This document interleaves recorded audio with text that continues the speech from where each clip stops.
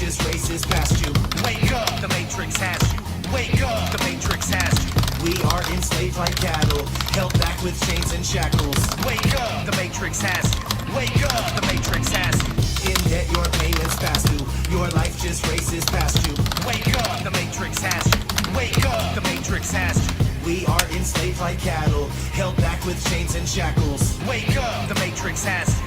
Wake up, the Matrix has you. There is a hidden agenda at play. Same old bullshit, but a different day. They're telling us lies and they're getting away, deceiving the world and it isn't okay. Get out my way, cause I'm shining the light on these bastards with every chance that I get. Attempting to wake people up to this nonsense and tell the elite just can't handle this shit. Sick of living life in utter madness. So sick of them treating us like maggots. Look at textbooks taught in classes. Do some research, nothing matches. Then they start waving their Hollywood wands. No sign of a brain because all of it's gone. That's where they wanted you at all along. Stuff that you think you know, all of it's wrong. These people stay lying, even though most ain't buying the mainstream manipulation, but still they stay trying. Look what happened on 9/11. Look what happened at Sandy Hook. These fancy crooks write lies as history in their fancy books. In debt, your payments past due. Your life just races past you. Wake up, the Matrix has you. Wake up, the Matrix has you. We are enslaved like cattle, held back with chains and shackles. Wake up, the Matrix has you. Wake up, the Matrix has you. In debt, your payments past due. Your life just races past you. Wake up, the Matrix has you. Wake up, the Matrix has you. We are enslaved like cattle, held back with chains and shackles. Wake up, the Matrix has you. Wake up, the Matrix has you. Welcome to your trauma-based mind control. When will the shit end, man? I don't know. Until then, there's no place I won't go. I'm trying to rise up, and fight the foe. Yo, I don't give a fuck if you call the cops. This is over to the dose and I'm not gonna stop. Nobody in my life is gonna call the shots, unless it's just me, so it's all or not. The way that they have us all living is sad. Humans are stupid, conditions are bad. I promise that you won't be big in the future. You're gonna be missing the shit that you had. I don't even know if we can ever even win. The only thing I'm sure of is I'll never sleep again. If you think you know anything, then you better think again. Just a part of a story that might not ever even end. Oh no, how can it be? This world is testing me. Won't give up readily. This is my destiny. I won't quit till my heart stops ticking. Searching for the part that's missing. Seeking truth, I'm on a mission. I can see, I got that vision. In debt, your payments past due. Your life just races past you. Wake up, the Matrix has you. Wake up, the Matrix has you. We are enslaved like cattle, held back with chains and shackles. Wake up, the Matrix has you. Wake up, the Matrix has you. There is a hidden agenda, and it's hidden right up in plain sight.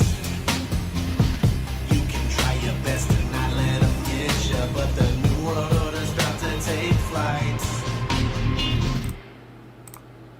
The system that we live in was specifically designed to keep all the human beings relentlessly confined. Kill us and dumb us down, make us ignorant and blind. Everything you see before you is a prison. Hello, everyone. Good morning. This is Rose777, and I am here with Nachiketa. Good morning, cheers, and love to all. I don't know if you could see because my banner was up, but I strategically lowered the volume slowly before that video was actually over because I was in such a rush to speak with you. Good morning, Nachiketa. Good morning, Rose. It's been a while. I'm really happy to be here. I'm so happy too, and I'm so glad and sad at the same time about our pre-live chat, because I do feel that it's necessary to just have a one-on-one since we haven't talked in so long, and also get the energy flowing for a really fantastic conversation. But then people missed out on so much, and I hope that we could remember all of the things that are worth touching on again. Well, there's nothing to hold on to. The moment has come and gone, and we wish we could have, but it didn't happen. And so we better let go and just focus on the moment. That's really, really wonderful advice. And I just want you to know that I agree with you 100%. And I already knew that. And I feel like I should have demonstrated that better. Well, we can do so by having our conversation and talking about what's on our minds. Hey, Libra Laura, thank you so much for the super chat. Yes, we are going to say what's on our minds. And lately, my big thing has been trying to describe how it is that people think. And I want to get into people's heads and try to visualize. And, you know, for example, I was talking to Waters Above yesterday and talking about the pattern recognition, which is something that's related to the right brain. And the right brain is related to the feminine aspect. And so I'm just trying to make these connections and try to figure out, okay, what is an aspect of someone's personality? What is an aspect of the way that the neurons are firing in the brain as a result of genetics or diet or environment? And then what about your spiritual path? You know, what all of these are different factors, and it's very depressing because of all of these variables, we will never know how much of an impact anything has. It doesn't have to be depressing, but it certainly can be a depressing subject. And I think I meant depressing in a funny way. I meant that in a funny way. Like, it's depressing that because there are so many variables, we won't always know exactly how much something's affecting us. Like, how much is this cracker going to affect me compared to not getting, 7.65 seconds of sunlight. You know. yeah, to be that specific, but obviously there are limitations to being human being.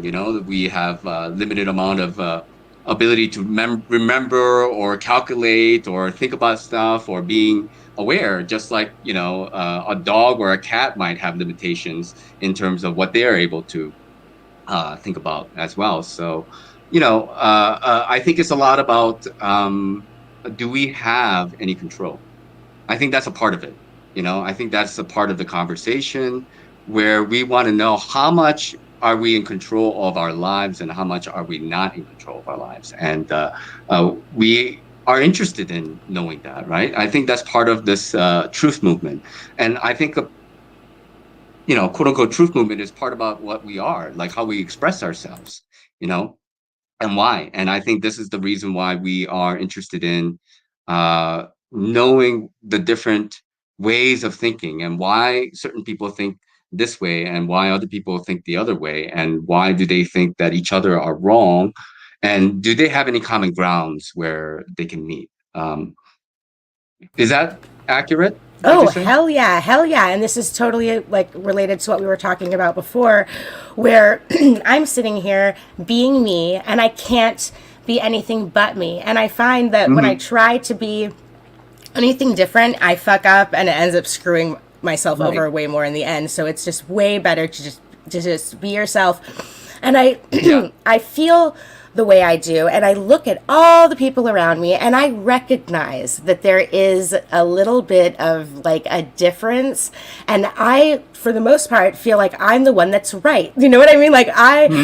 Why isn't everybody extroverted? Why doesn't everybody like ketchup on their, how can someone eat a French fry without ketchup? That's retarded. You know what I mean? So I think I'm right, and everyone, but I really appreciate and love the diversity. So I'm just bewildered by the diversity and how much I love all the different aspects of people. And so, I just want to know how everybody ticks and why people are the way they are. Now, going further here on a more personal note, both of us love this film called Shine. Oh, and I'm looking at my tab right now, and it says 1996, and I kept saying 1997 before our chat. But so that guy, it's about a guy who was playing the Rachmaninoff Third Concerto, and when he was trying to learn the song, because it's the most difficult piano piece that exists, in the opinion of many people, he had something happened in his brain. Something exploded in a way. He goes in the hospital. They do electrotherapy. This is all a true story. His name is David Helfgott, the real guy, and he's from Australia. And so after that, I don't even know how to describe. We're going to show a clip, but something clicked. And so we were talking about how I feel and the way that Nachiketa described it is I'm on the bell curve of something going on after. You were saying he is probably on the extreme side of of a spectrum, and you relate to him in many ways, right? I relate to him in so many ways, like the way that he has to compulsively hug people, which I can observe Yeah, in nature, all the other human beings. It's not what a lot of people do. It's not considered appropriate in yeah, this culture or yeah. any culture I've ever observed. So, Right. so when I make that Well, observation, it's like, okay, maybe I'm not right, quote unquote, yeah. in this situation. Maybe there's just something a little bit off in terms of us being a communal culture. I can't go around just grabbing people and hugging people as a way to deal with my social anxiety, which sounds so insane to other people because I've discussed this. I know there's people in the chat right now. They're like, I definitely do not feel like randomly hugging everybody, you know? Yeah, yeah, yeah. I'm kind of the opposite. I like prefer not to Right. hug if possible, actually. Yeah, like I see people making jokes on Instagram. Like people will, okay, I want to give an example. I think his name is Joey Butts, our friend Joey Butts. He's on Facebook and he shares little clips from like Instagram or TikTok. And there is like this like little short video of this really beautiful girl, and it starts with this caption that says, I hate hugs, but, and then it shows her in plastic hugging her grandpa for the first time after getting vaccinated, which just made me want to throw up. But I was more bewildered by the I hate Oh hugs boy. but part. Oh, Yeah.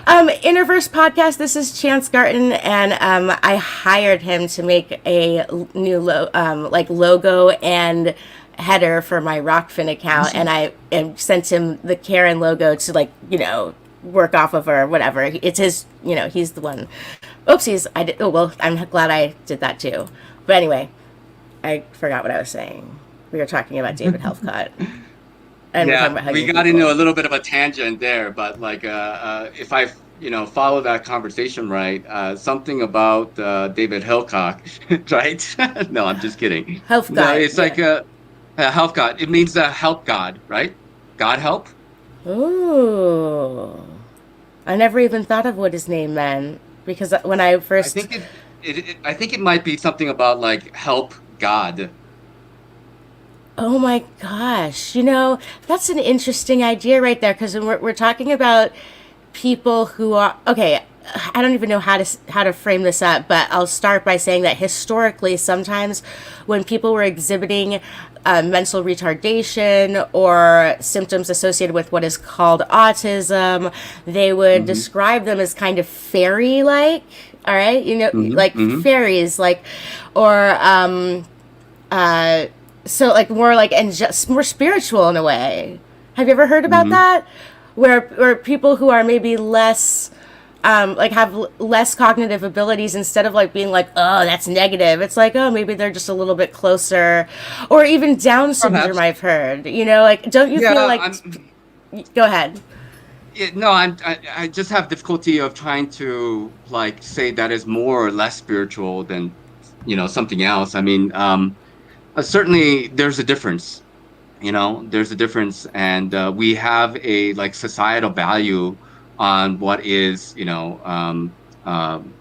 beneficial and not beneficial to society, right? And I think certain these type of behaviors get encouraged or get clipped off, and not to say that like autistic people or Down syndrome people have no value, but like in society, we want people who can work and do stuff. I mean, this is a very uh, like general term for it, just like a Well, like what a I'm common. what Not I'm everybody thinks that way, well, obviously. okay, what I'm thinking is like that what I this isn't my opinion. I'm talking about just different things I've heard people say, and like, Yeah.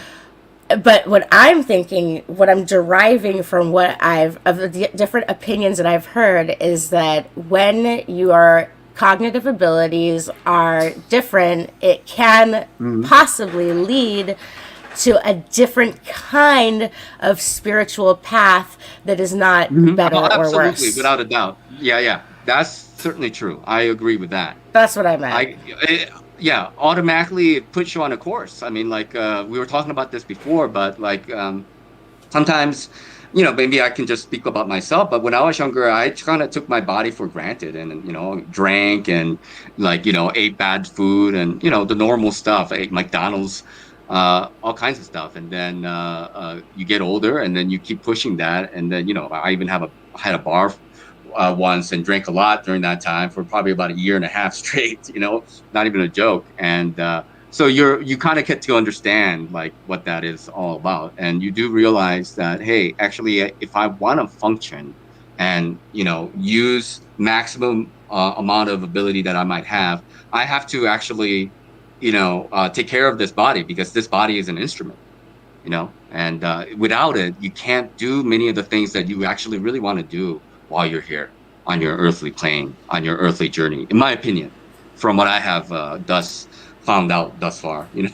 So this is just me, though. Yeah. Okay, Johnny Cool says, if you're talking about autistically savant, I don't know what you mean by that. Is that like a Rain Man situation where you're on the spectrum but you have amazing I believe abilities? so. Yeah. So, Like they do.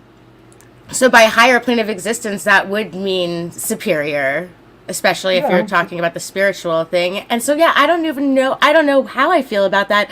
I just don't know. But when I'm trying to logically break it down, it seems like when you are on the spectrum, you're less concerned with the man-made artificial systems of society and more just into your own world of your own personal patterns. Is that better or worse? Because when you're focusing on your own patterns, you have to have a disciplined mind to be very spiritual, right? So we all have our own internal paths, but how do we know what's going on within the confines of your mind?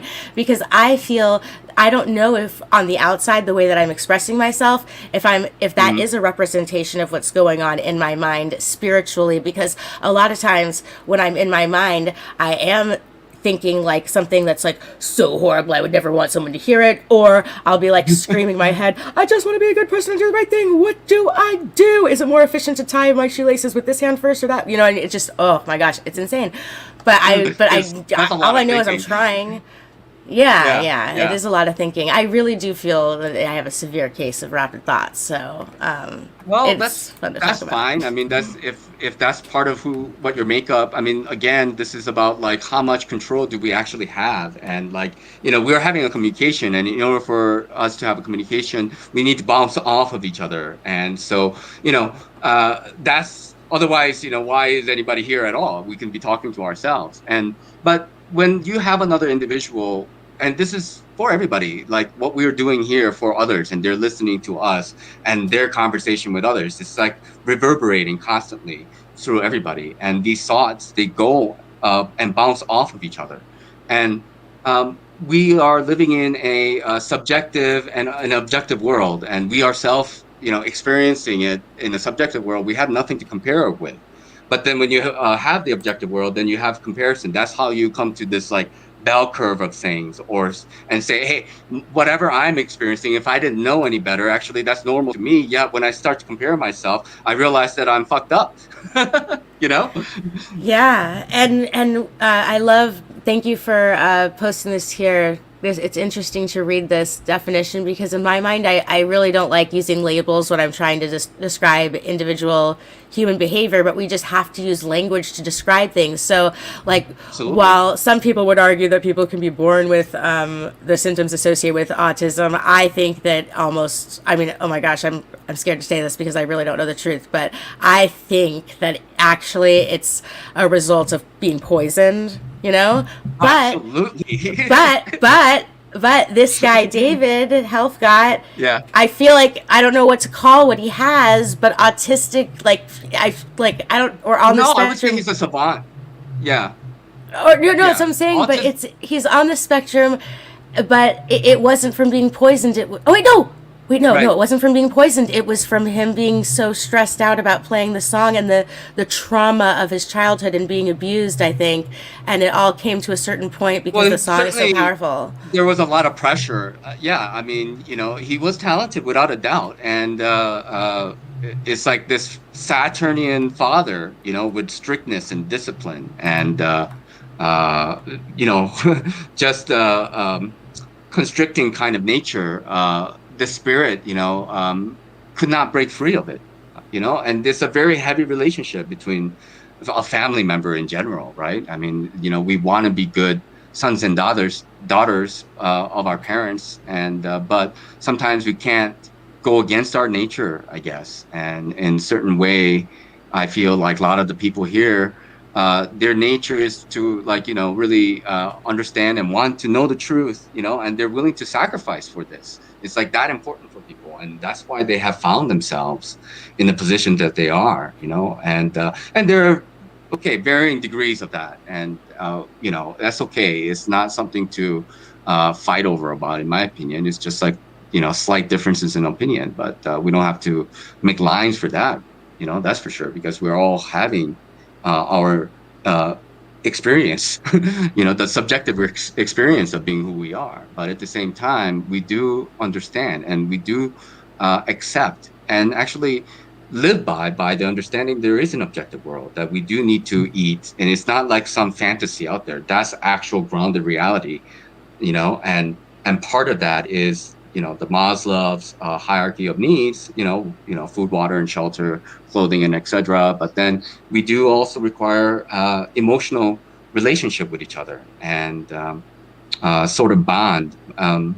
Difficulty with that, I guess, is that it's easier when people can see each other. But like, since we all live in a kind of a digitized world now, forcibly, we have to, accept what we have.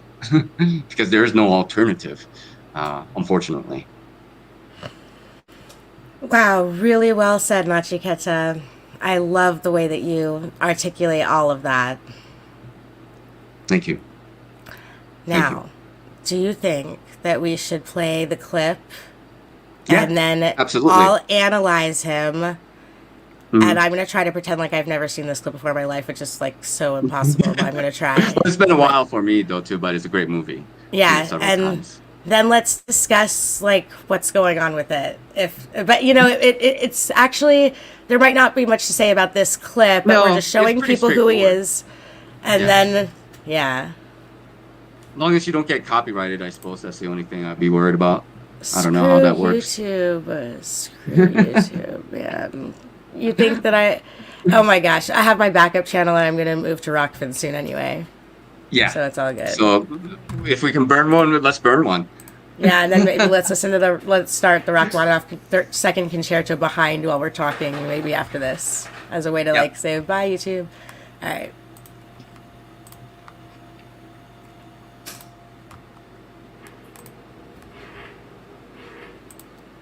Oh wait, I have to make sure I'm sharing my screen, huh? Oh, did I just do that? Yeah, okay. Here we go.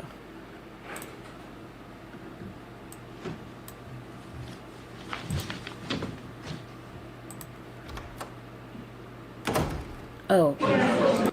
I just realized that this video has like over 2 million views, so I'm probably screwed. So what I'm going to do is change the timing and see what that does, right?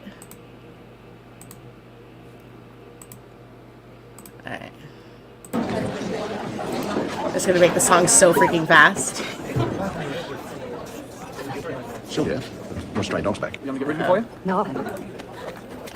Hey, David, what about a tune? Sure, no worries, no worries. Bravo, encore. Oh, sock it to us, Liberace.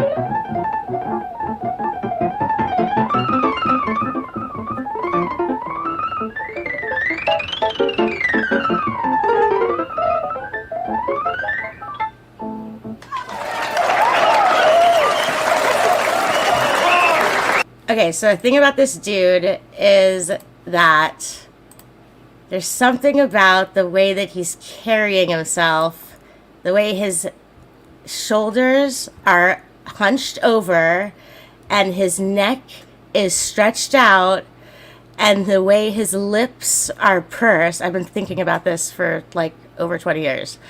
And just the way that he carries himself, he has an overwhelming amount of pressure, energy in his body that needs to be expressed. And for him, he's so lucky that he's good at playing the piano, because then he could like walk by, see a piano, and have a little explosion and get that energy out, and he just genuinely has to do it. And I think that maybe transcribing a show is something where I could really like get out energy, because I freaking bang on it really hard and it feels really good. So anyway, I have an overwhelming amount of energy in my body that I'm always trying to figure out how to express. And so I just relate to this guy so much in that, like after, I don't think it was maybe it was the stroke, or maybe it was something before the stroke, that I had a little bit of a brain explosion, I feel. So I just, yeah. How did it change for you? Like, what did you notice the difference of? Like, before that and after that? Like, can you walk us through it? Well, it was like an explosion of energy that did not stop, and I lost the need to sleep. I don't seem to require more than like 2 hours of sleep at a time. And so, even like, it's only really like physical pain that like stops me, but then the second that like it stops, like I could be like not feeling good, but then the second that like I'm physically able, I'm not like tired. I have a ton of energy. If I fall asleep, and then get woken up, then it's going to be another like 16 to 18 hours before I can even try to get tired again. So that by itself, if you can just imagine the impact that has on the way you think and the human body, even if I can survive and even if I'm functioning, it's just, it takes a toll. And I think it has a massive impact on like my behavior and how I interact with other people. And so, yeah, I think it's really interesting. And I've always wondered if there's anyone else out there that knows what the hell I'm talking about, I have a friend here. She's an American.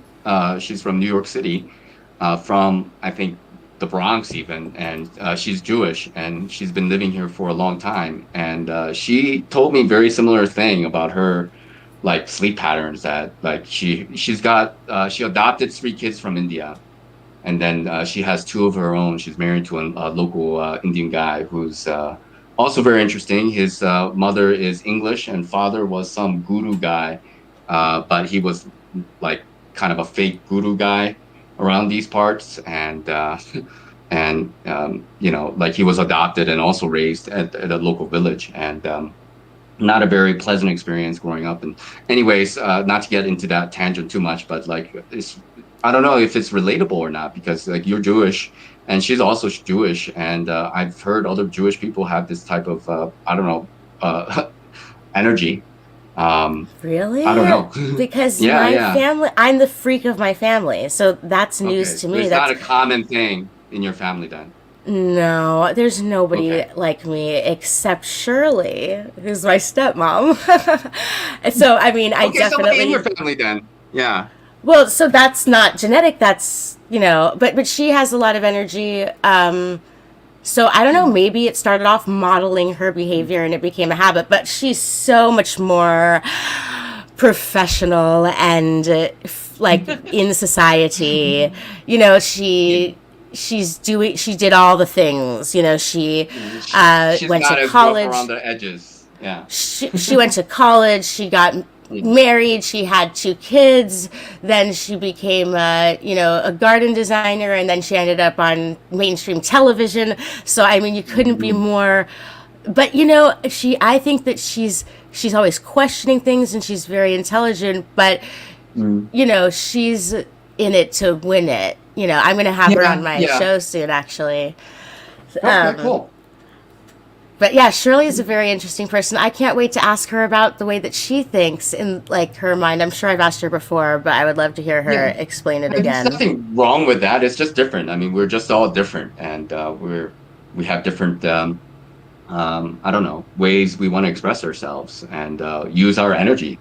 Energy is precious, and if it's not, the thing is, I guess if it's not bothering you, I mean, if it's not a problem for you, if you can get 2-3 hours of sleep a day, and then function the rest of the time, then why not? Go for it. Like that's a wonderful thing, actually. I tried to take drugs to sleep more. I tried to take drugs to sleep more for so long, and what was the point? I don't know. I guess I thought I was supposed to sleep more. Yeah, but like because why force yourself? You know, like Yeah. those drugs are no good anyway. You Yeah, know, they're everybody knows totally that. no good. It's been over 13 months since I've taken Ambien or Xanax. I guess that's how the stupid COVID hoax, that's the one thing it really helped me with, because I was already in the hospital on March 11th when the emergency, so-called fake emergency, was called. And they asked Jason to take his temperature on his way in. And I had a broken ankle and a broken foot. And I was like, oh, hell no. Crow wrote his blog saying, all right, it's happening now. And so I left the hospital AMA, against medical advice, ripped my own IV out, kind of like didn't mean to make a scene. It's just, I was like, fuck this.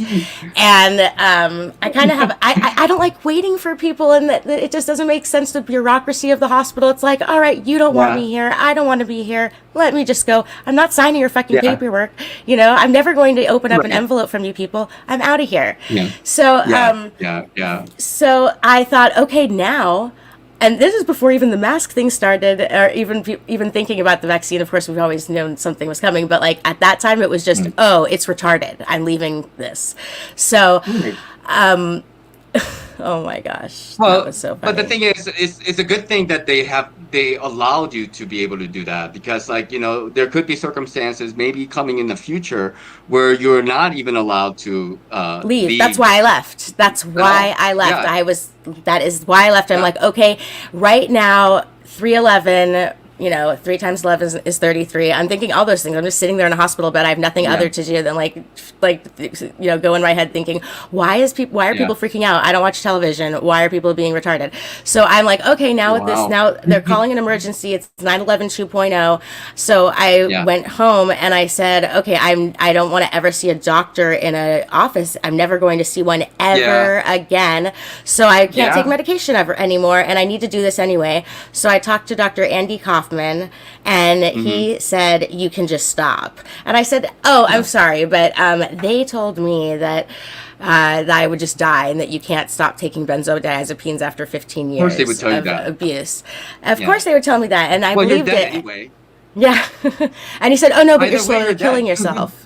Yeah, he's like, well, you're killing yourself. Because I told him, I was like, well, for the past year, because I moved to Louisiana, and there's no possible way that Louisiana would prescribe me what all these idiot doctors were prescribing me in California, because it was probably even above some kind of legal limit or something. So because they went from, I think I was taking 2 milligrams of sublingual Ativan every 4 hours. And then have no idea what that when I means. moved here, it's a lot. Then when I moved here, they switched me to 1 milligram of Xanax per night. And so therefore, by them doing that to me, I was like, oh, screw it. I'll just live my life having like 4 or 5 days of relaxation and possibly a night of sleep, and then the rest of the month suffer. And I did that for a long time. And that was really, really unhealthy. So Andy Kaufman said, oh, well, you're putting yourself in a constant state of withdrawal every month. Yeah. You're killing yourself anyway. So you really can just stop. And that made so much sense to me, Nachiketa. And isn't it crazy that with my intellect and ability to discern, it was just because an authority figure in the past tricked me and told me that you're fucked, you screwed yourself up, so you're just the type of person that you're going to be on drugs forever. And if someone told me that at the time, that their doctor told them that, I would probably even say, oh, that's not true, you can do it. But I was brainwashed. And so I got another element of deprogramming happened that day. I never took it again. Oh no, I probably just took the rest of the bottle and then never took it ever again. And I feel fantastic, and it didn't even hurt, and I didn't feel anything worse than what I was already feeling, which was hell. Yeah.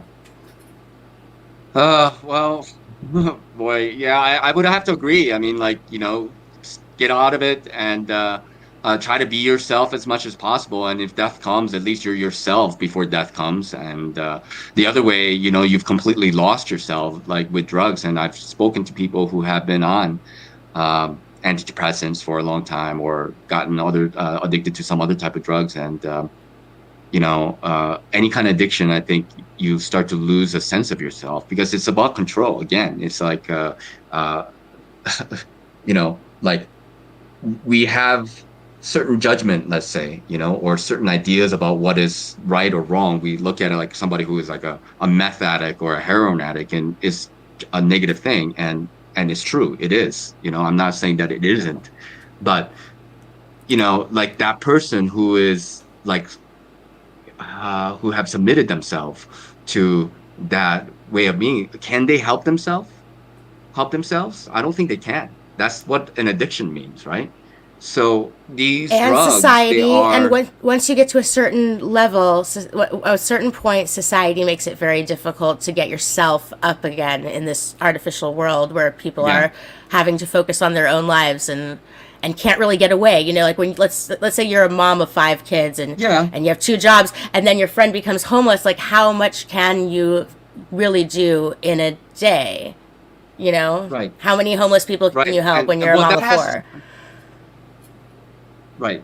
Well, that has to do with economics, right? I mean, that has to do with the conditions in which we have found ourselves in, and like the nature of our reality, what we're born into. We're born into houses and not caves. We're born into a society and not some nomadic. Maybe some are, but like like we have some general sense of commonality that we do share.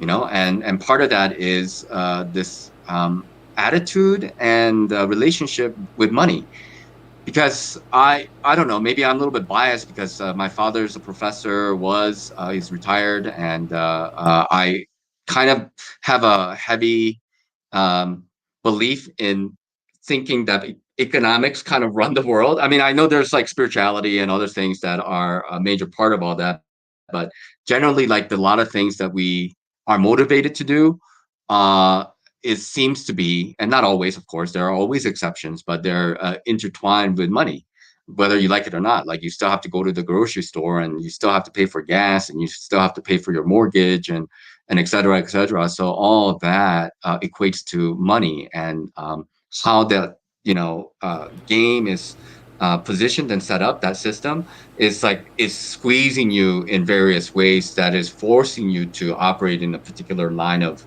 thinking. Does that make sense? What Yeah, I just well, said? let me ask you, what would you Yeah. prefer? Now, none of us want to make decisions for the whole world, but like if you could pick, if you could go back to a world without the artificial system of currency, and it would be, it would actually be more tribal with less technology, at least in the beginning, would you do it? No, no. To me, I guess I'm impartial. That there was like a more perfect time. There could have been a more perfect time, but it's about human beings. It's about their minds, and it's about how we think collectively.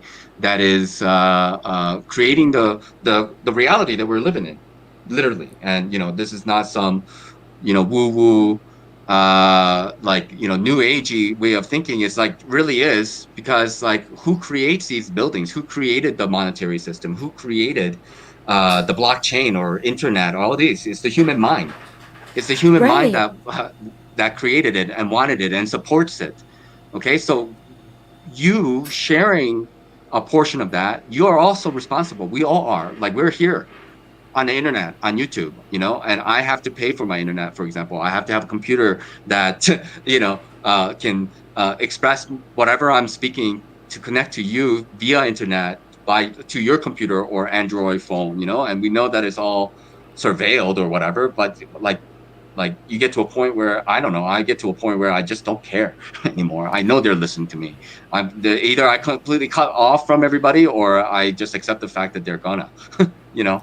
Well, I think that it's really difficult because if we went back to that world, then if you're in India and I'm here in Louisiana, then we won't be able to talk unless one of us took a giant journey to see each other.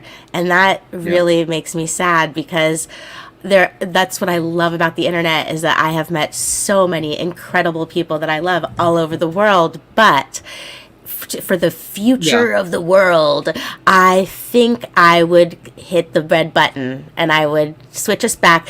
And I'll tell you, this is just one example, because I agree with everything you said about it's all about the mind and it's all about human beings and how we relate to each other and how we coexist with each other, because we're all in this together. And so, for example, in the old tribal ways, if there was someone that all of a sudden was exhibiting symptoms of distress, or, for example, something as severe as schizophrenia, where they couldn't function, instead of them being thrown away into a square building and being injected with drugs by people in white lab coats, everyone would I'm kind of paraphrasing and making this up as I go on, but something like this, where it's like holding hands around them in a circle and focusing your energy on them to support them, love them, and help them work through whatever it is that just started causing that, like something happened and it can be addressed, instead of being like, oh, actually, we're going to diagnose you with a permanent illness and this is who you are.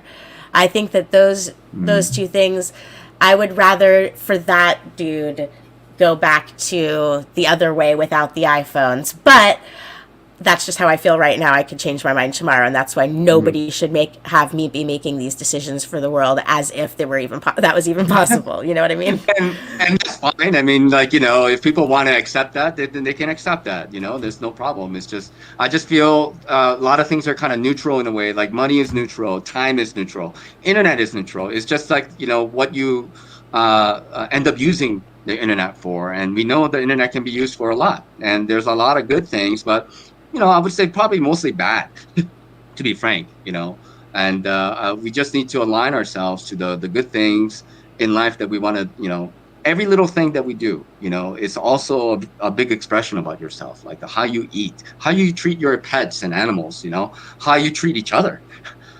These are all apparent in the way in which we communicate through chats, the way of conversation, and all intention is known. And I think we're all liable to make mistakes, without a doubt, and I certainly have made my share, and I will be making more. But I think what makes a man and a woman is their ability to own up to the things that they have done, and not brush it under the carpet and be like, hey, look, I've done some things and I'm not so proud of it, but you know what, I learned from them.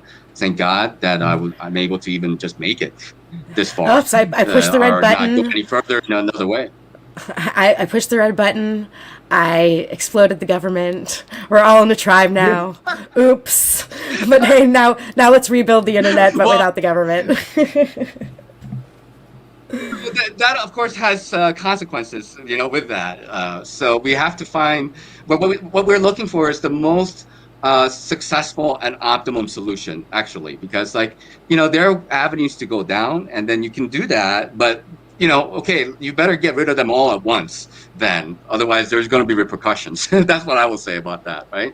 But maybe there could be some other ways, being more incognito, or just not standing out too much, and maybe we use this portion of our lives and this opportunity to get to know each other, and have some understanding of who we're dealing with in this, and how many there are. I'm curious, how many closet flat earthers or Mandela affected or anti-COVID people there really are, I think that's kind of maybe the unknown or superpositional factor of this equation, that we really don't know. We are aware of each other who have expressed ourselves already. We've already made our positions known. And there are other people who have made their positions known in opposition, like a polarity, but how many in between? So I still have my hopes up. I still feel that I have to trust and have faith that we are where we are and people are where they are. And I just don't feel like not everybody can be quote unquote saved. I mean, we have to at least try to save ourselves first. And, my opinion, I want to know that I'm going to be all right somehow, coming out. And then how am I going to help anybody if I don't even know what kind of condition I'm going to be, next month or next year, right? So I'm trying to put myself in a position where I can be more, have more freedom, let's say, Yes, absolutely. The growth and the building bridges right now during this time of year is what I liking to think about, and just finding that balance and recognizing that yes, during this time it's a good time to really cultivate your strength in this fucked up world, and your self-sufficiency as much as possible, building community, Yeah. kind of like everything that Baldini was saying yesterday. I totally Hmm. agree with in terms of community, but I also, well, maybe it's just because Hmm. I have so much a burst of energy. I also Hmm. am not going to give up trying to wake people up. I do Right. think that some people are completely gone. You cannot help Yeah. them. But because of Yeah. my special energy as a scientific experiment, I Yeah. see. And I don't mean like evangelical on the street sounding like a crazy person. I mean trying to use my Yeah. Yeah. brain to figure out a way to connect with another human being on a level Hmm. that we could have a conversation where it's possible to disagree and us still part ways Right. as people that respect each other. You know, but in the past I was saying let's just have a conversation between two people that can disagree. Now I want to bring it up to another Yeah. level of where let's depart with mutual respect. Like let's not end this conversation until, you know, it's how like within relationships, don't go to bed angry. You know, like let's No, not I leave the understand. stream angry. No, and I completely understand you, and for the most part, I agree. But we have uh, perhaps a different understanding of what mutual respect is, right? You should give as much as you can take. You're right, because otherwise you're just being a phony Um, fuck, we shouldn't try right? to be we shouldn't try to be a hypocrite. Yeah, you shouldn't be a hypocrite, really. That's what it kind of comes down to. So, like, we can talk about Right. respect, but let's talk about what respect actually means, Well, And I respect think, involves in not my opinion, sacrificing your principles. right. And you owe that to yourself first anyway, before anything else and anybody else. And I will never betray myself. Never. Even if I'm dead wrong, if it's like somehow that is like going against my conscience, well, if I'm dead wrong and I accept it, of course, then I can change. But like, even if everybody everybody thinks I'm dead wrong, and I think otherwise, I just can't go against myself. So there's that though too. Yeah. Yeah, man. So we're talking about waking people up. We're talking about the human mind and how it operates. What else is on your mind these days? I know that you're in India. It's evening there, and there's stuff going on in the news about Well, stuff happening in India. I don't know whether you want to yeah. talk about whether that's true or not. Oh, What's no, up? no. Yeah, yeah, yeah. Yeah, so there's like this Bihar region is kind of near Nepal, and it's like a kind of poor region actually. And so the supplies and um, everything locked down. So and it's like 50 degrees Celsius. So that's like 140 degrees, I think, Fahrenheit. It's ridiculous and hot, dry, and there are deaths. You have a lot of people living in India, and these numbers are for real. But from what I understand, it's not because of this. Can I use the word COVID? I don't know. Is that I, allowed? I've never ever tried to censor myself. I say COVID hoax all the time. A couple minutes ago, I Yeah, said I pushed the button and blew up the government. So I think yeah. that my channel is not big enough, or they know that I'm in a wheelchair and I would have to like get some serious assistance, you know, in order to do Yeah. anything. And they're probably just thinking I'm not a big enough fish. But we all know that COVID is a Okay. hoax, and fuck the Yeah, yeah, yeah. government. So, okay, great, sweet. So we're just kind of letting it all loose here. So, yeah, definitely this COVID hoax, and it's 100% manipulated, as we all know. I mean, I just feel like I'm preaching to the choir often, but it needs to be said. And people are dying, and they're attributing that to COVID death. Surprise, surprise. They need the numbers, and the numbers, convince people even more that something needs to be done about it, right? And so government, their solution to all this, including masks or double masks, or is to lock down other areas. So our village here, started yesterday, I think, that all the government magistrates or buildings and everything is shut down, and the shops are only allowed to be open till like 1 p.m. And then it's shut. I mean, that's I don't know. Nothing makes sense, as you know, but like that's what's going on here. Okay, like I'm trying to work this out. There are so many people in India, and maybe this is just an example of how poverty, consumes people's lives so much that they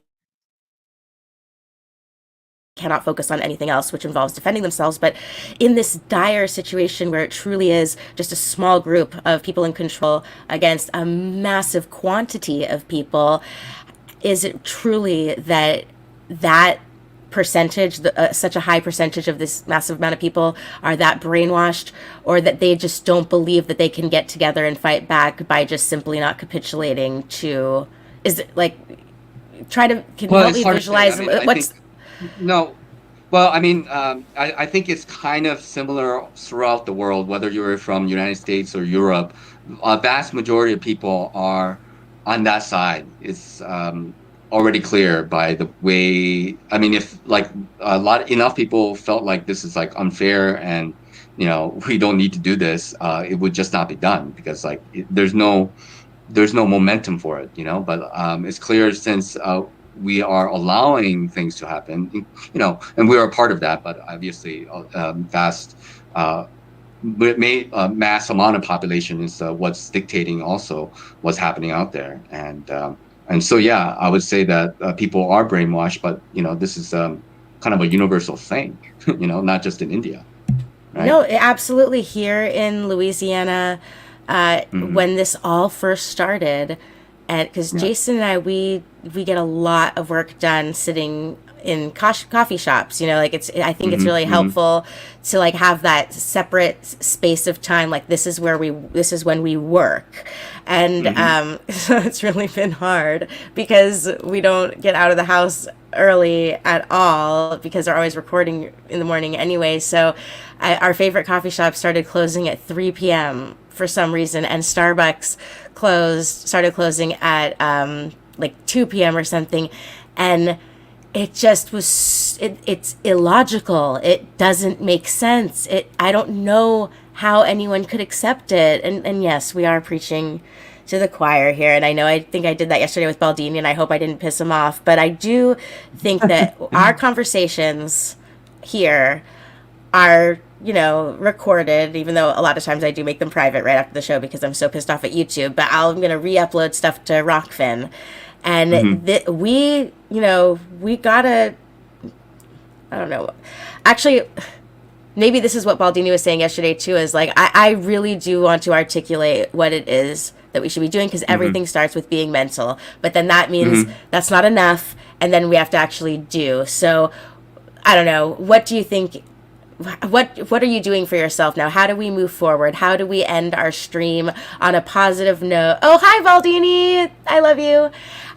What should I do, Nachiketa? You be the decider. What do I do with the rest of my life? Well, no, I think everybody's playing their role, and Baldini's playing his role, Karen and Brian and you and Bob and Cammy, everybody. There's so many people. We're all playing our role. Just play your role. Be who you are. And there's not anything that you're supposed to be. And if what makes you happy, then do your thing. There's no problem with that. And I think we are trying to reach out to those people who are closet whatever, and they kind of feel or think maybe the way we do, but they can't express themselves quite yet, because they don't have the confidence, or they're under too much pressure or whatnot, and we want to have doors for them to open, and I think you are one of them, for sure. Oh, thank you, Nachiketa. That really helps me. That you've just helped me realize that I'm just going to keep doing what I'm doing, and that I was right, and that I should just keep being myself. And I think you should Absolutely. keep And being yourself too, because you're very, very, very special. And I feel very lucky and grateful for the internet, because without it, there's no freaking way I would ever. I know I'm kind of talking like I'm about to end the stream, but I don't have to go yet if we don't have to end it, even though we're getting close to an okay. hour.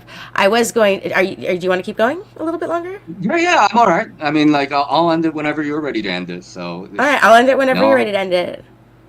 all right. So yeah, so you're all the way over there in India. You're on a freaking mountain. I love the pictures that you share of your view. I love sending people pictures of what I'm looking at too. So that's Mhm. it. If that's weird, then I guess we're together in that. But I don't think that's weird. I think it's just sharing beautiful stuff. And you also have a wonderful cat named Kai. And Yeah. so yeah, so that's wonderful. I'm so glad that you're not in a big city and you have time to be alone. I love being alone Mm-hmm. too.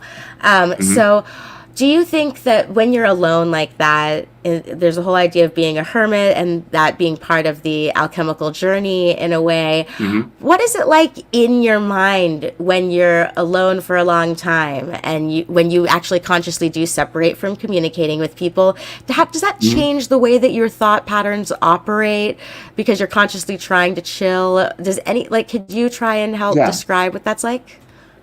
Yeah. I mean, I can try. And for me, it helps me to come to some realization about like um, all the things that is required in order to connect with each other. We not only need a device or an instrument that gives us the ability, but in the way in which we do also is um, an important part of that process. And I think we are all trying to come to some understanding of um, what the right thing is, and is if there is a such thing as a um, like an objective right thing, and again, we are experiencing this subjective world, and we don't really know ourselves unless we interact with the outside world, and I think that's what this journey is partly about, and it has a lot to do with about you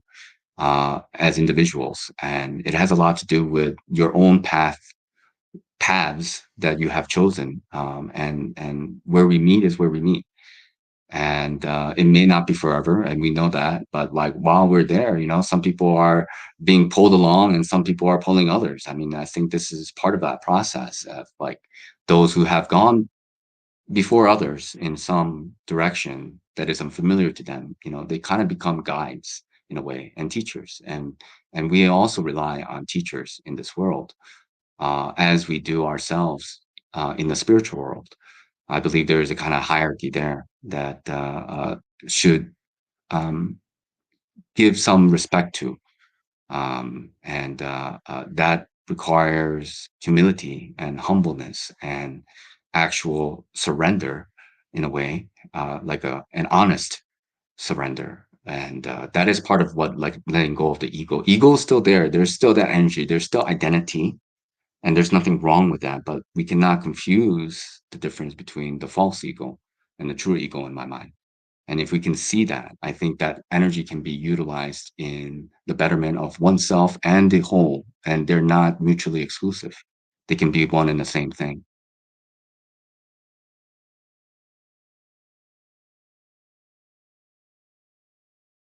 Rose, Sorry, I hello? was muted. I was thinking of two different questions and trying to decide which one to ask because they'll take us into two separate directions. All right, let me just try to remember both of them and start with one.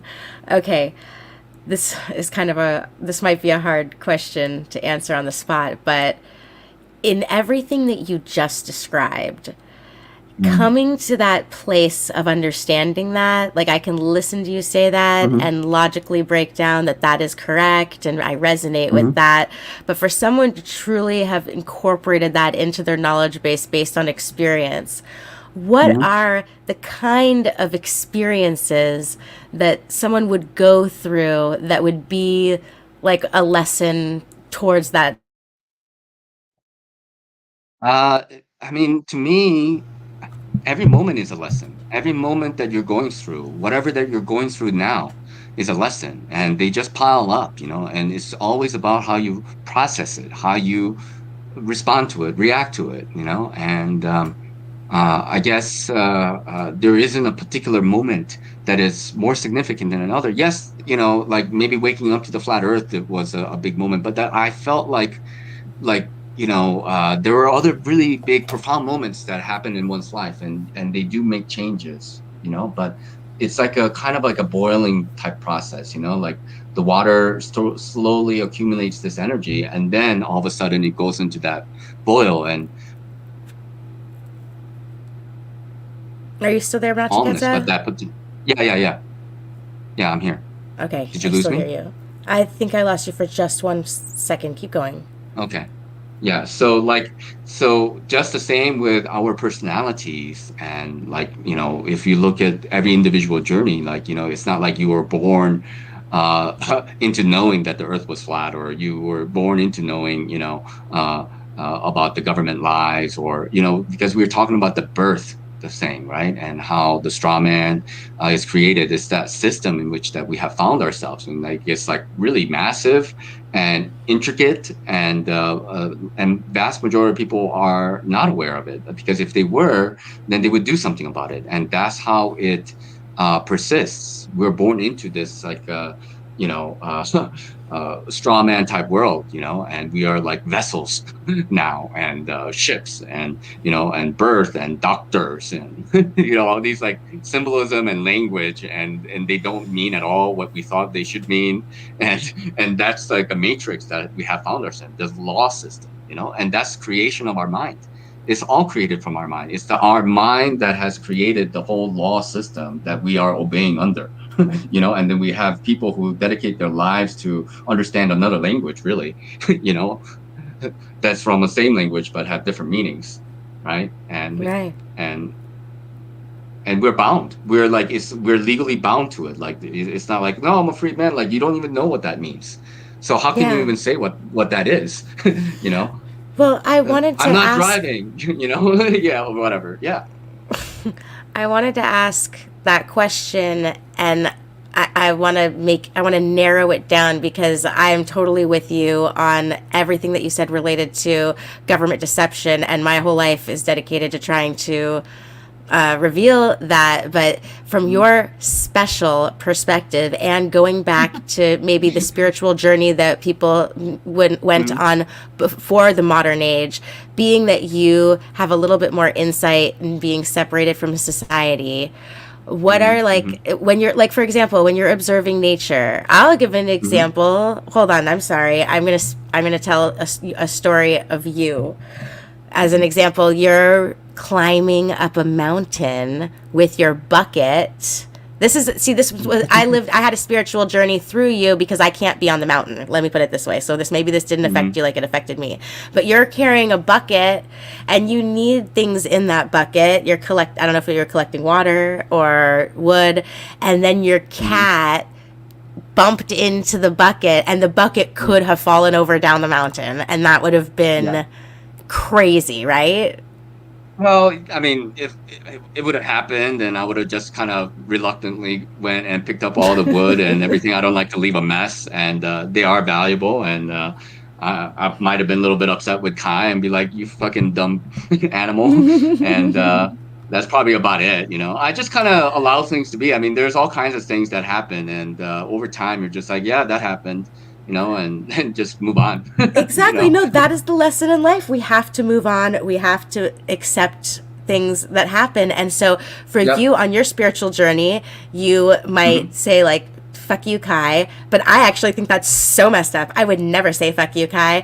But I'm having a spiritual journey, because I would be like, damn it, I can't believe that happened. Damn it. And I would have just stomped around the mountain and then spent too much time lingering. And so my spiritual journey is moving on. So we're all... Yeah. So I would have been screwing myself over, but you actually like just get out the energy and be like, damn it, and then move on. Maybe it's better to just say, that sucked, cat, and move on on instead of being like the universe. And it will be like in a very endearing way anyway. Like, I mean, I I know. and it's not like you motherfucking bitch or whatever. Like, I wouldn't be like super pissed at it. I mean, like, oh, you fucker, No. like kind of like that. No, I mean, like, my problem is I'm more self-deprecating in the moment of despair, so I'll automatically go on to myself, which is probably It's like your go-to, creating cancer right? cells.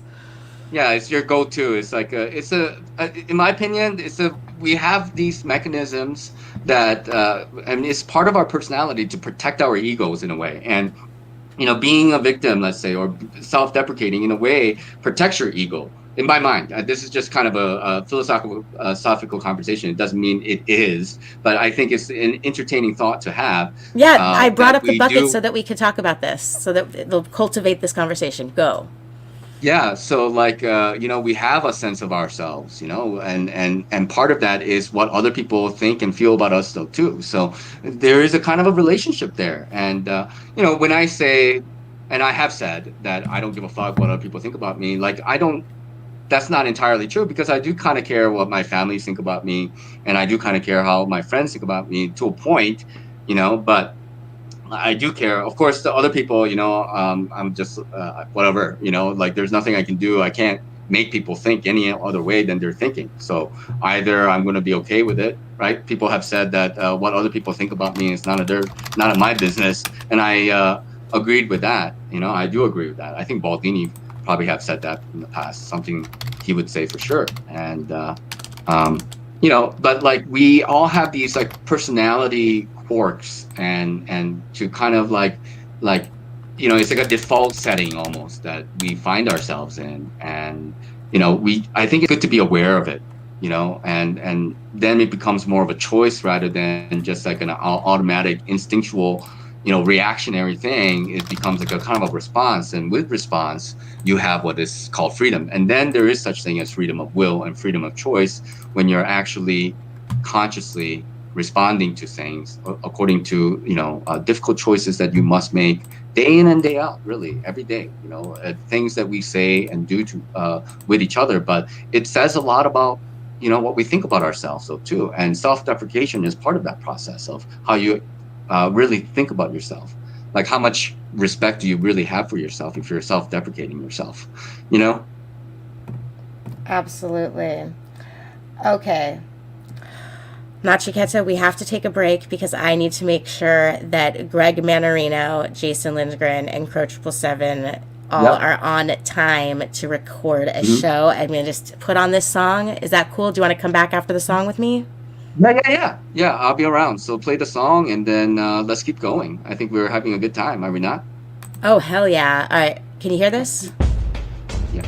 Yes. You can? Okay. Yeah. All right, everybody. I'll be back in 5 minutes. I love you guys.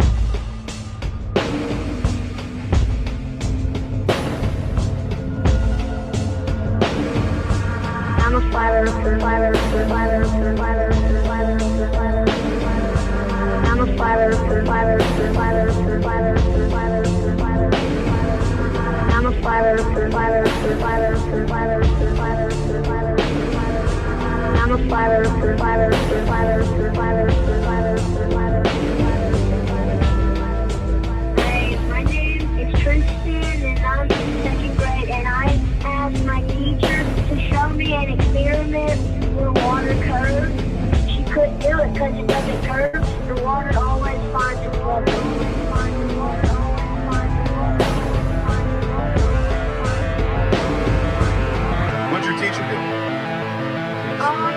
She just didn't talk to me anymore.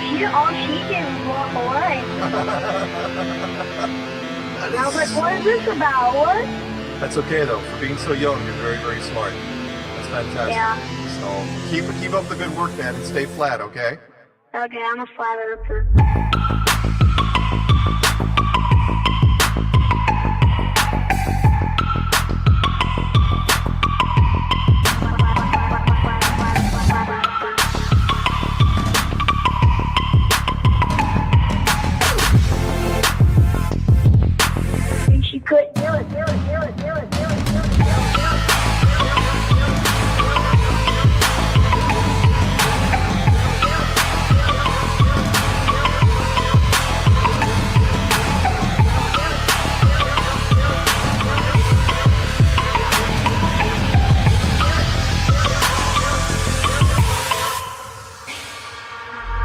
flat earther, flat earther, flat earther, flat earther, flat earther, flat earther, flat earther.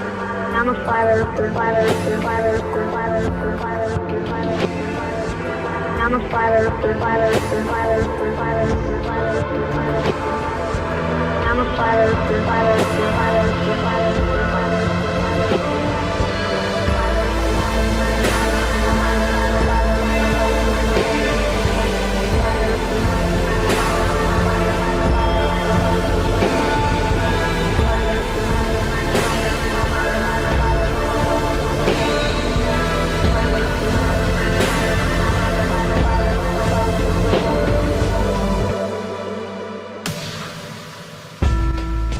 Hey, my name is Tristan and I'm in second grade and I asked my teacher to show me an experiment where water curves. She couldn't do it because it doesn't curve. The water always finds the water. Always finds the water. Always finds the water. Always finds the water. What'd your teacher do? She just didn't talk to me anymore. All she did was walk away. And I was like, what is this about? What? That's okay though. For being so young, you're very, very smart. That's fantastic. Yeah. So keep up the good work, man, and stay flat, okay? Okay, I'm a flat earther.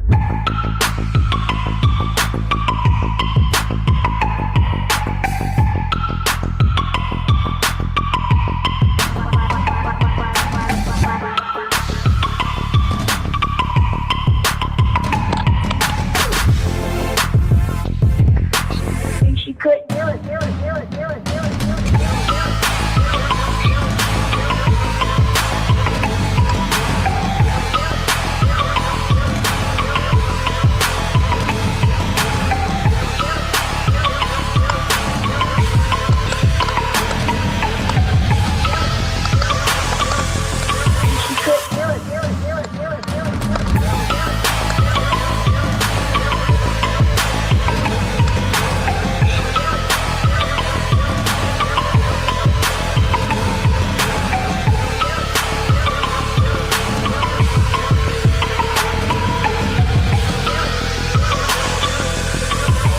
Rip this up for sound bites. This is awesome.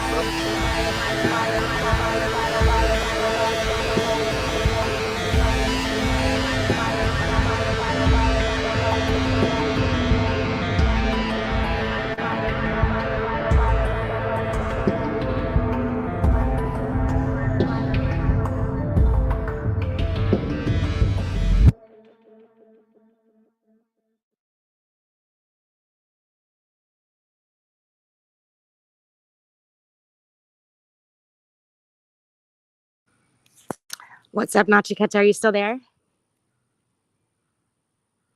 Hello? Nachiketa, you're muted. Can you hear me? Yeah, I just had to put some more wood in the oven. You had to what? Put some more wood in the oven. Oh, all right, all right. But isn't it warm there? Or is it just cold because it's nighttime?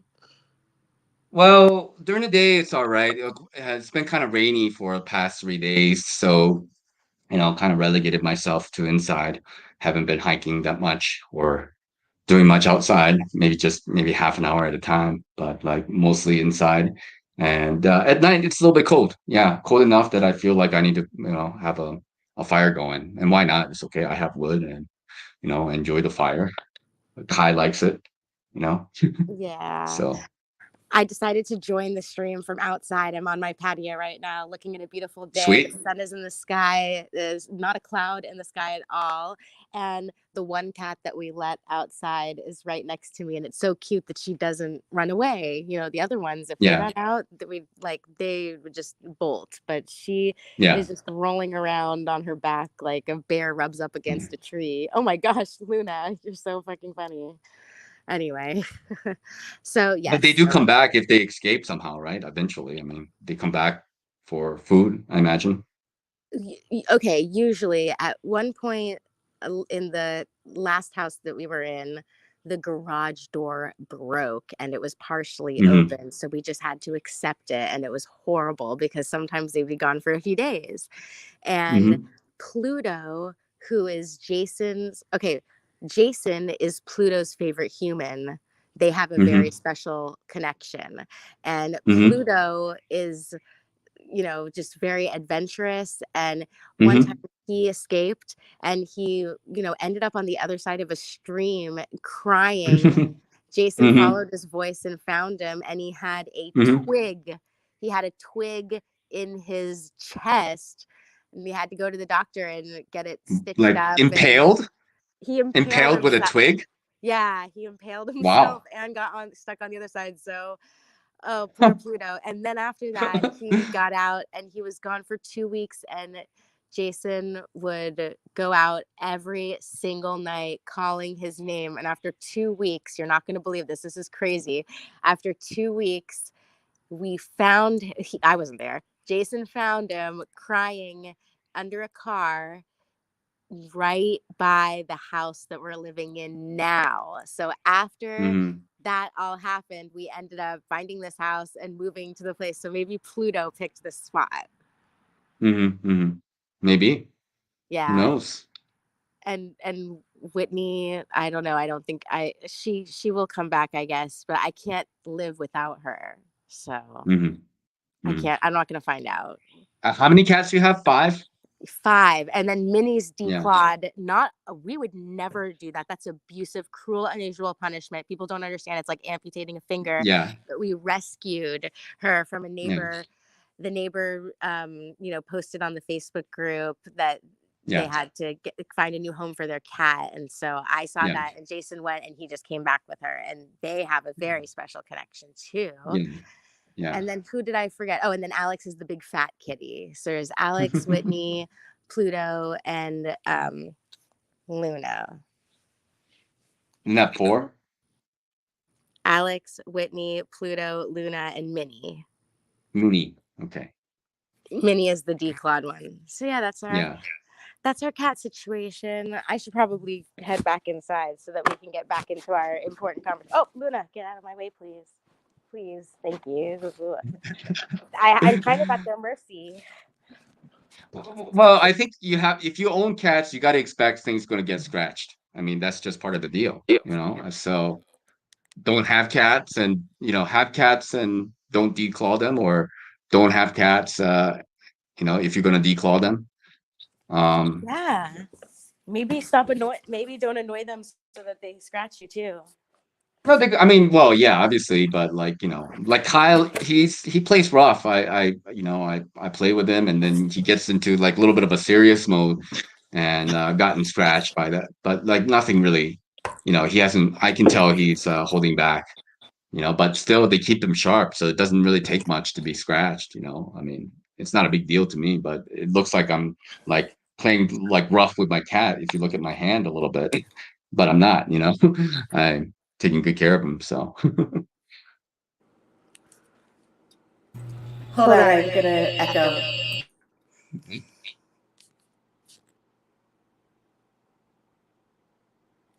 How do I get?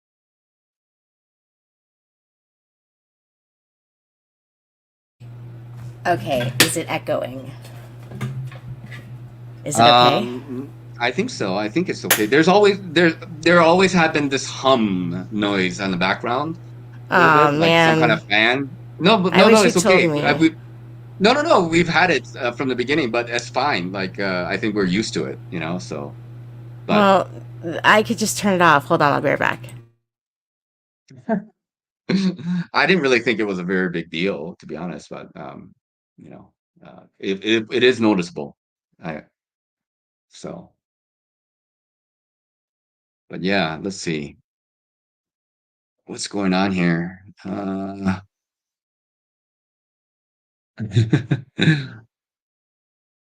I love comments. They're always fun. Let's see here. We have, I guess I can shout out some people. Does this sound she's better? back. Yes, it does. I want everyone to have a pleasant experience. when listening to my show. Mm-hmm. Okay. Oh, let's do a shout out, man. Yeah, sure. I was You do about to do it. it. All right. Brenda Mitchell, Karen Ann Preston, Real Eyes, Real Eyes, Real Lies. Billing Town Bear, Johnny Cool, Jenny B, The Truth, Kelly F.E., Call for Zero, The Truth, Allison Briscoe, 5 times 1000, Johnny Cool. Let's see, Robert Page, Musicians for The Truth. Grounded Extracts, No Despair Bear. Let's see, Dean HD, Unintended Consequences, Mr. Baldini. Stringer, Doc Michael. Let's see, Juan Torres, Mark Bloom. Let's see, Stephanie Martin. Said those like Libero Laura. Liberal Laura, Enlightened Dawn, Jenny Makowski. Let's see. Anybody else? Bala. And I think Lucas getting towards the Rowan the Demon Slayer. Welcome. Lucas said that already. Michael Healy. I think I said Nemo. Flat Earth Ship Bear. I hope I didn't forget anybody. If I did, I apologize. Kind of going through this list. I think that's I pretty think much that's it. Yeah. sufficient. That is Okay. wonderful, Nachiketa. Thank you for Super shouting out finale. everyone. And Wingfield. Yes. And Stabloon Bear and Gainer. That's it. Jamani. Okay. I think we're done. Oh, hey, Jamani. And Bala, did you give your email address to Bala? I saw someone asking that in the chat as if that was supposed to happen. No, not yet. Okay, I'll do it. Let's see. Okay. Cool. Sounds good. Just got to take care of business here. All right. So now that I'm in my professional studio with the white noise that I put on so that my annoying voice doesn't wake up Jason, because now he's awake, so it doesn't matter, and closed my door to my closet, I can continue. Sweet. All right. Let's continue on. So, what else is on your mind? Well, there Rose? was a comment in the chat. People were asking you about India. I don't know if they missed your description earlier of what you thought was going on. So maybe just a Revisit quick that explanation real of quick? what's. Yeah, why don't you go over that one more time?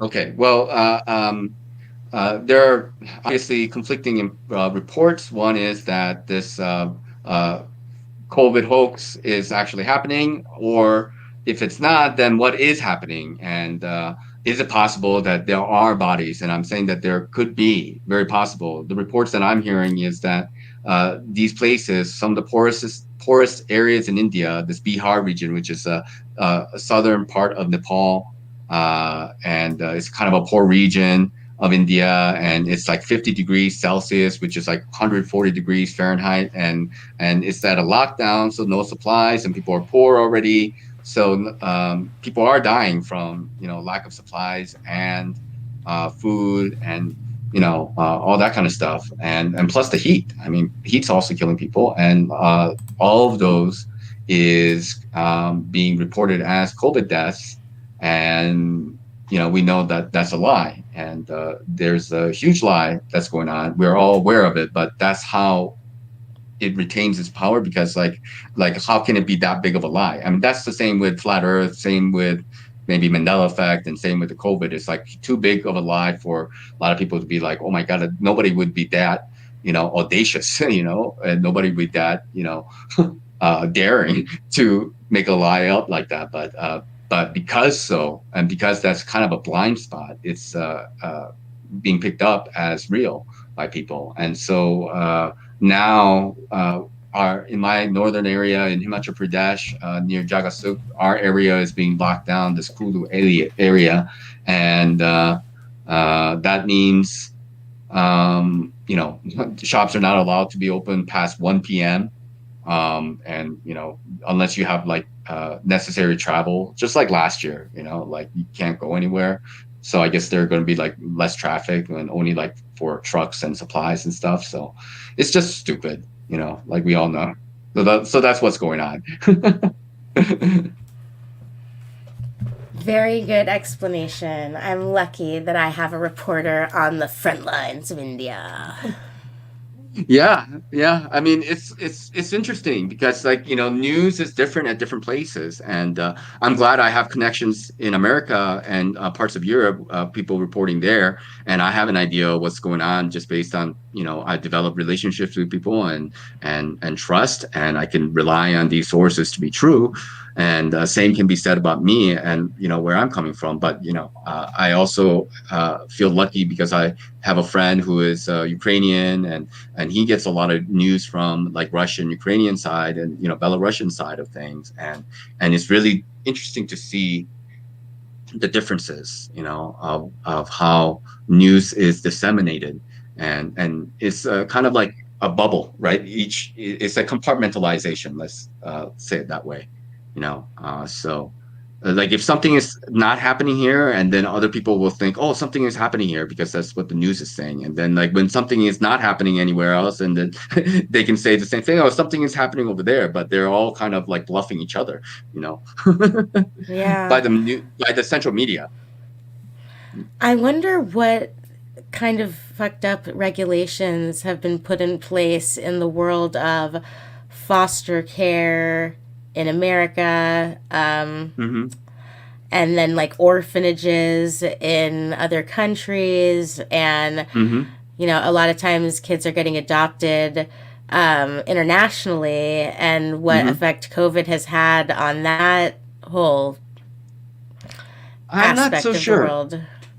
I mean, I would probably gander a guess that just it seems like all activities across the board is kind of like halted. Like being able to travel, even within country, even within India. State to state travel was banned for a while too, and it is now. It's if you're from a different state of India, you can't travel around to another state, and uh, I don't know. Personally speaking, like international adoption is it's it's interesting because you're taking, like myself, I had my own experience of having born in Korea and was raised a little bit in Korea, and then coming to America, and I have my own American experience of things. And if I were to go through that like now with COVID, that would be really hard to imagine what that would be like. But the kids thing is, kids are growing up in an environment where they're getting used to wearing masks, and like they're getting used to this kind of um, like what is it, like papers please, kind of like a totalitarian regime, you can say. I mean, it's no laughing matter, obviously, but we got to make fun of it somehow, otherwise it's too miserable to talk about.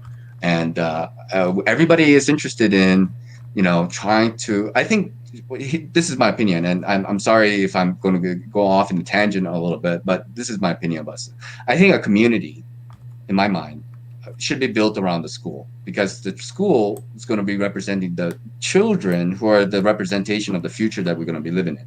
You got kids, your kids are the future, and if anybody got kids, their kids are going to be the future. And we have to really put priority on their education and their upbringing, in my opinion. So that's why if you want to have a community, people, they can all rally around that. Nobody's going to disagree about that, at all, right? And we're going to need facilities and the kind of teachers. And I think school is a very efficient system if you utilize it in the proper form. Like, why should a one individual person should go to door to teach one children at a time when you can teach like 30 of them, as long as they're all enjoying themselves and having fun? But you just need the right guidance. So I'm not against the school system. I just am against the indoctrination system. Right. There's a So just to be clear, I want you to be specific about this. For me personally, I think that learning together as a community is the way to go, Yeah. and that Yeah. individualized learning on the internet, although Yeah. like it probably would work for me in terms of gathering data and remembering it, I just think Right. we need to think holistically in what, like, life is short. Like, let's think of a Yeah. holistic way to enjoy the whole entire process and not make it like boot camp.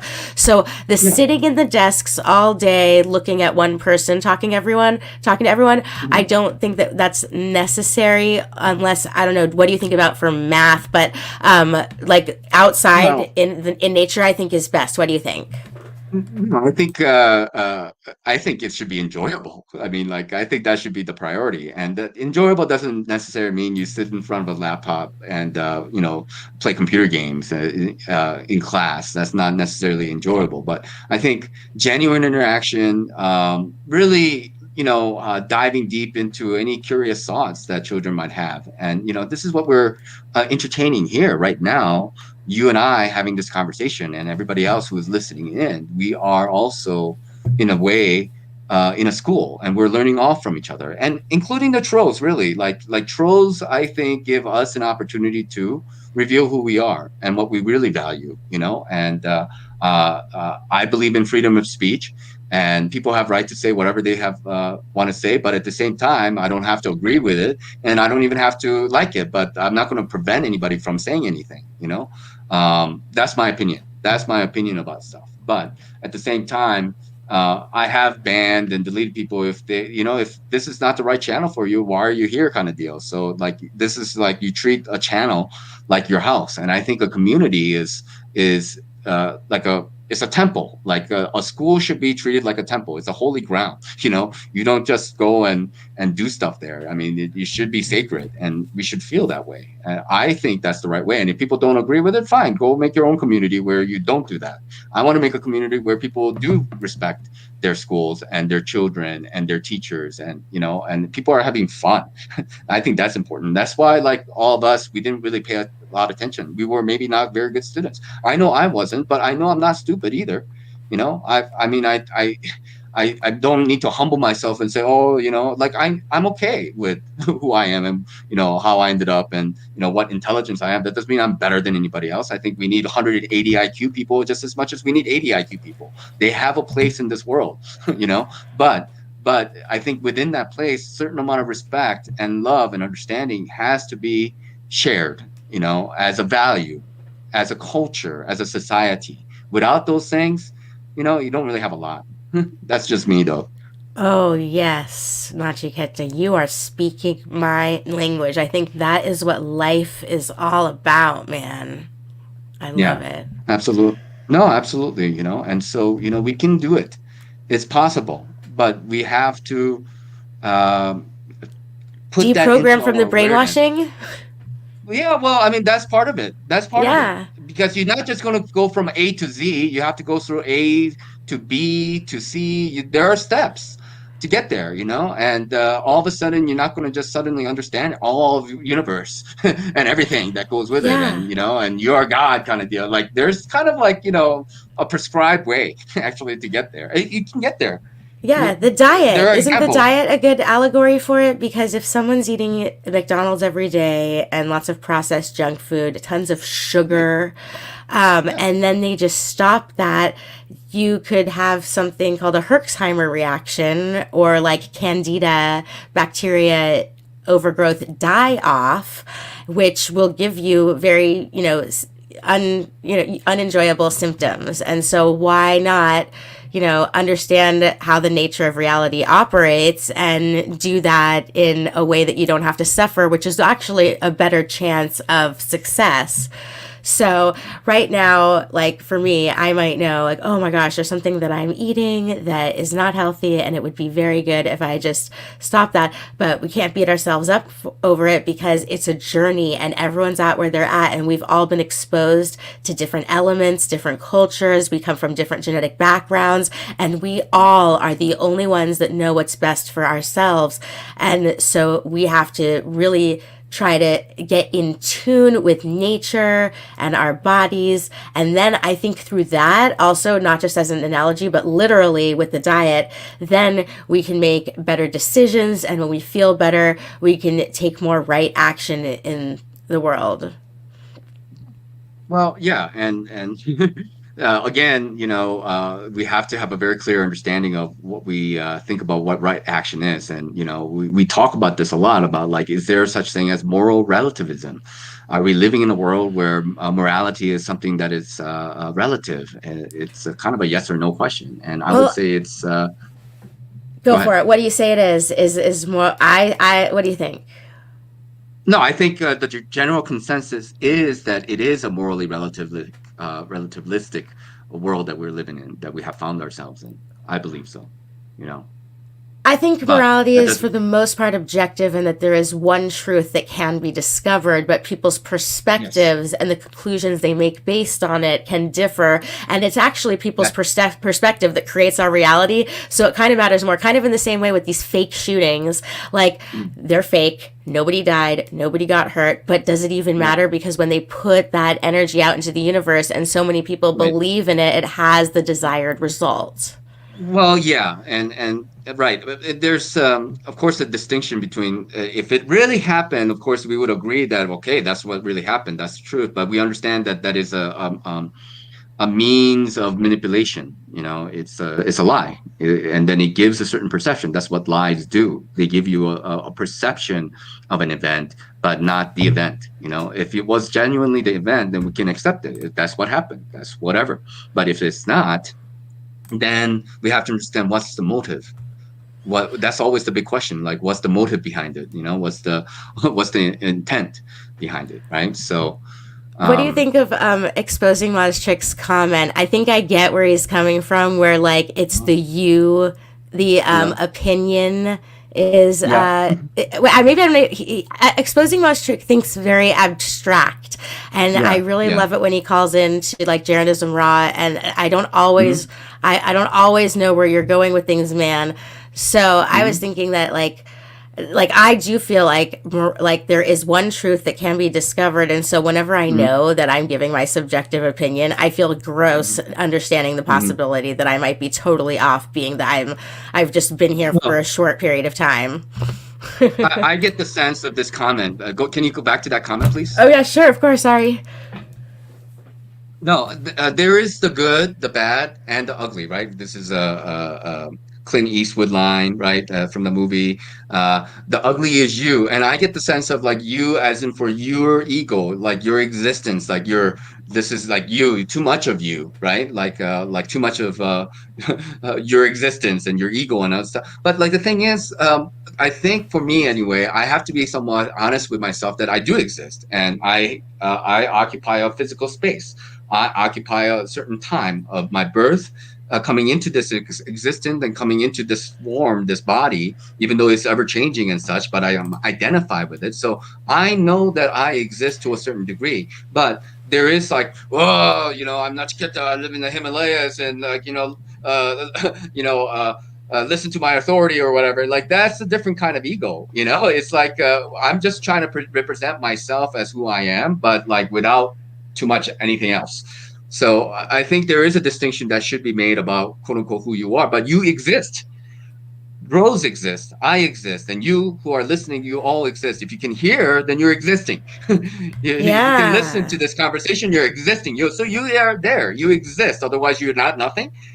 Are you nothing? No, that's yeah. not the case. So Kogito, we have, man. yeah. Kogito.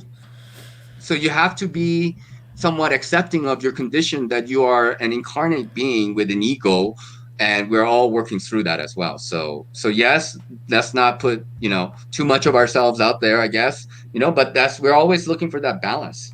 Like I'm an extreme introvert, so like Rose with her extrovertness helps me to express my extroverted side. That doesn't mean I don't have it. It's just not is I don't get opportunities to express myself because I don't feel the need to like put myself out there. And that's part of the reason why I felt I'm a little bit closed in some ways, but Rose, because we developed trust with each other, we developed some relationship with each other, and she helps me to want to express myself, and she's giving me a platform. And I have other friends who also give me a platform where we can interact with each other in this way. And I think that's an amazing thing. And that's why we do need different personalities.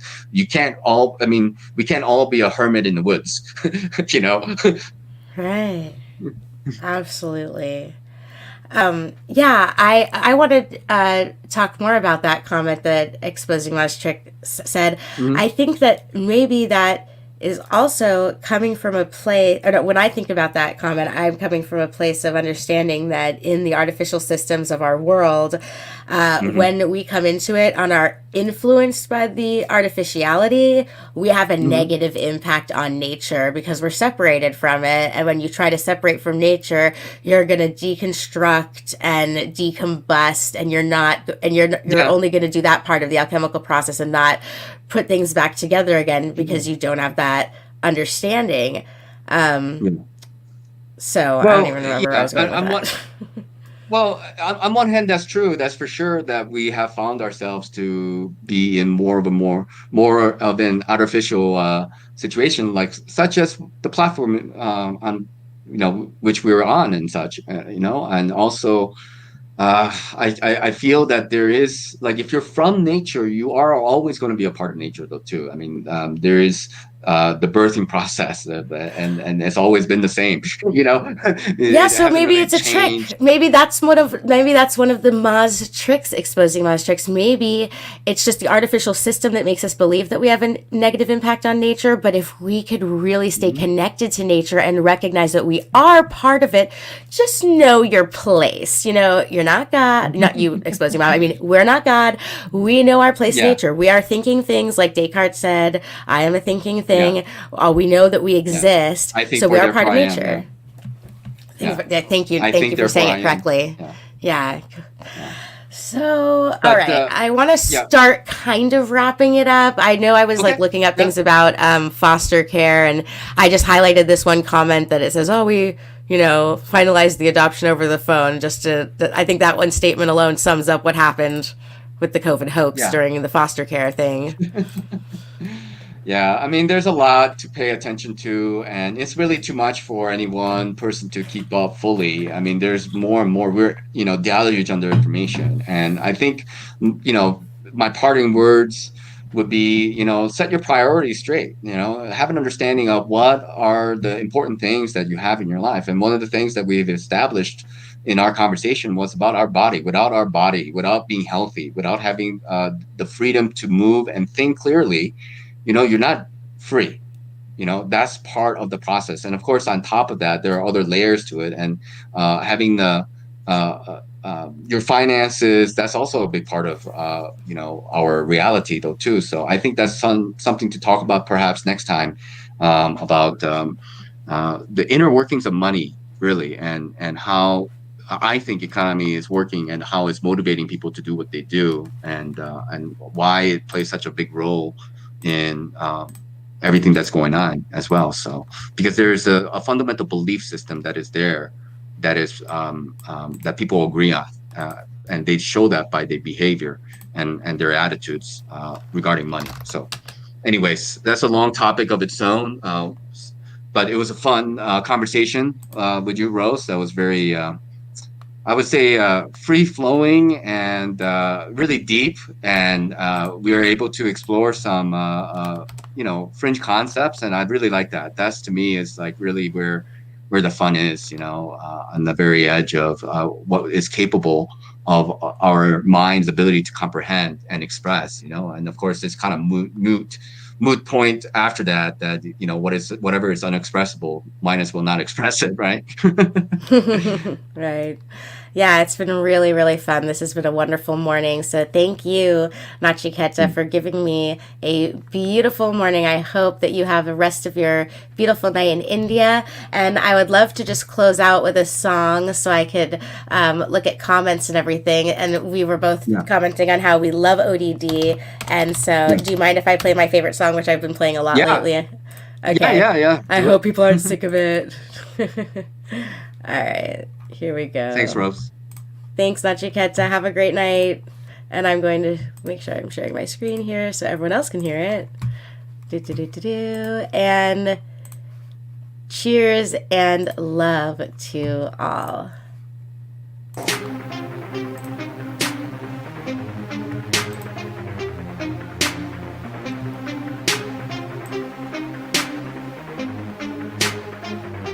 We're living in the Twilight Zone.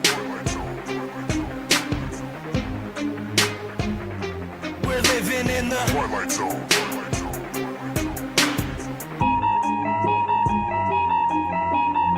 These crazy days that we live in just cause me aches and pains. Lately my life is like a season of Stranger Things. This place is flooded with demons and they invade your brains. This is an artificial hell and they create the flames. Day to day I just try to stay strong and make it through. Wake people up from their slumber, that's what I came to do. Please don't believe what you see on TV and think it's true. It's all just targeted programming and it's aimed at you. It's everywhere, you're getting lied to and yet you barely care.